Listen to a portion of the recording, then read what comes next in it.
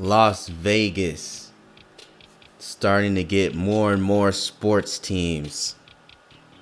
Already have the Las Vegas Raiders. The Las Vegas Golden Knights have already been to the NHL Golden Cup, I think that's what it's called, for the championship. The Las Vegas Aces, the WNBA team. They have the Las Vegas Ramblers, the volleyball team. And now we have the Las Vegas Jacks, the NBA team, ready for action, market size small. I can say I've been to Las Vegas. It is a small market, even though it's a big city. Tony Parker is their point guard because Tony is a party man, and anywhere he goes, he turns up. Of course, you wouldn't know that because he played on the Spurs, so they kept everything under wraps, I believe. But even when he went to the North Carolina or the Carolina, what is it, the Charlotte Hornets, he owned a nightclub in Charlotte. This is him opening his nightclub in Texas. He has a music video that he singing in. I mean, this guy's a superstar. He's not just a basketball player. He was actually there when Drake and Chris Brown had that bottle fight. Well, his eye got hit, and he ended up suing the NY nightclub. So he was in New York at the time in the nightclub. Jerry Stackhouse, the coach of Vanderbilt University basketball, also known to be on panels, NBA TV, commentating, stuff like that. But right now he's coaching Vanderbilt and coaching the youngins how to score buckets. You know, he's 40 years old and still giving them easy buckets. Richard Jefferson, well-known media member, returning Las Vegas into the new Hollywood. A lot of Boston people. There is a lot of Boston people. I just want to say one thing about Boston. You love it. You love it. You guys got great fans. Boston fans are some of the best in the league.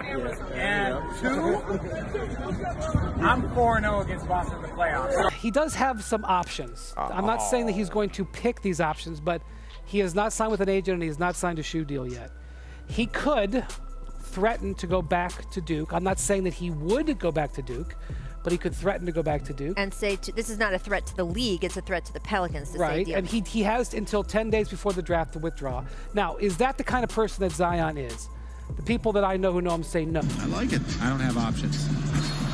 You're a man with no options. I'm a man with no options. But you're selling this well. If you're texting in the front row, you've got problems. Because it could get you at any point. Ooh. And we just two more people over, and we could have hit the guy in the Duke sweatshirt.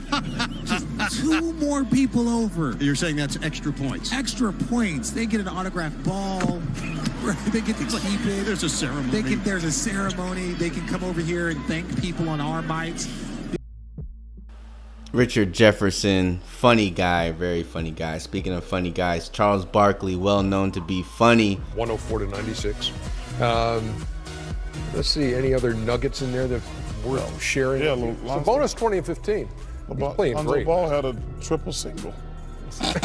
I've told you. Fruit of the Loom, thank you very much. For what? They sent me 2 boxes of underwear. So what are you going to do with them? I'm going to give them to a homeless shelter. Well, I hope that there's no homeless shelter that has 4 X's. I mean, people in the homeless shelter. I'll just tell you something. In the back, I was giving them out, and a few of the guys got them. They got some smaller sizes. But I'm going to just say this about some of the women who work here. They're a little overconfident. Much, Charles. How do you assess what you've seen? Why you look? What a bemused look on your face. No, because what bothers me, Ernie, every year you travel the country and you go to New York and people are like, you think our team sucks? I'm like, yeah, I only think that because they suck. Ernie, let me tell you how bad it was. I was like, wait a minute. That was the 90s. Remember we used to start the season out in New York? Yeah. I left 2 tickets at the hotel for one of my family members, and when I got back to the hotel, it was 4 tickets there. Ridiculous one over there that's still living that you would say has no chance of happening? Two black guys beating a black guy up. And having a black guy. Bam Adebayo, they call him a point center. He's 6'10", 240. Can't dribble the ball like Karl Anthony Towns, but can dribble the ball really well. Can pass, can shoot the ball. He shoots threes, mid-range, inside. Can go to the rim, plays very good defense, blocks. He's pretty much an all-around center. This is what the new centers are starting to look like in 2020 and up. Just basically having pick and rolls with point guards and guards. You would think it would be the opposite, but no. They're the ones dribbling. They're the ones playmaking. They're the ones doing everything that needs to be done. And that makes MVPs. Dennis Scott, well-known media member, shoots threes. The night you hit 11 3-pointers. Well, first off, the reason it was a big night for me because we had just picked up Brian Shaw in free agency the summer before. And so you were setting up a party for the... I did the ice No. The party's in L.A. We're back in Atlanta. Okay. So we signed Brian Shaw, and Brian Shaw had made 10 at the time. And for whatever reason, because y'all know my personality, the first day of practice, I said, B. Shaw, sometime this year, I'm going to break your record, and you're going to pass me the ball. And ironically, he passed me for 9, 10, and 11. And, of course, we're playing against the Atlanta Hawks. I was a free agent the year before, and Pete Babcock had a chance to bring me back to Atlanta, going to Georgia Tech, play with Steve Smith, Boogie Blaylock, and he didn't decide to sign me. He signed Ty Corbin back and Craig Elo. So I decided to take it out on both of them. Cole Anthony, the son of Greg Anthony, 6'2", was in the slam dunk contest. He's the one who had the Timbs on while he was trying to do the dunk. Christian Wood from UNLV. So he played basketball in Las Vegas. Pretty much a Bam Adebayo light, not as good on defense. 6'10", a little bit slighter build, 220. Can shoot. He shoots the three very well. Doesn't exactly bring the ball up the court like Bam, but when you get him at the top of the key, he can do a little bit of dribbling. Danilo Golinari, originally drafted by the Knicks, traded to the Nuggets. Nuggets, then to the Knicks, I think. Either way, he's a 6'10" shooter. One of the typical foreign guys. Greg Anthony, well-known media member, once again. That was in Minneapolis. From his home studio in South Florida, Cole's proud papa was watching along. And this was the reaction. The Tiger fist pump. And now joining us for the magic of television. Officially now and forever, he is only to be called Cole's daddy. Yeah. Congratulations. Happily. He was on the Vancouver Grizzlies back in the early days. Quentin Richardson, well-known media member, once again. To get back out there. Oh my God.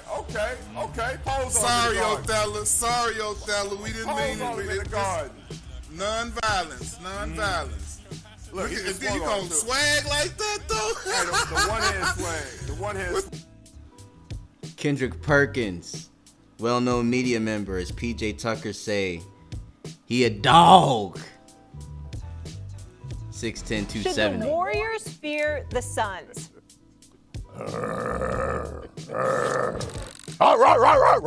That's what happened. That's what happened. That's what happened. Yo, Stephen A's face. Luis Scola played for the Rockets from Spain. Jaden McDaniels, prospect, 6'10", plays defense, shoots. Oliver Gordon is a made-up coach. He doesn't exist, but he fits. So it's Fred Vinson. Mid-range scoring, three-point scoring, and layups are definitely their strengths. I would say there's a little bit more strengths than that. Dunks would be one of them. Weaknesses, blocks. I can say that with Charles Barkley. Home uniform is the Las Vegas. I really can't tell what that sponsor is. With the Reds away. And my favorite jersey of theirs, the alternate Jordan Sin Cities. All black. Let's go. Speaking of black, this is the Las Vegas MGM Grand Arena.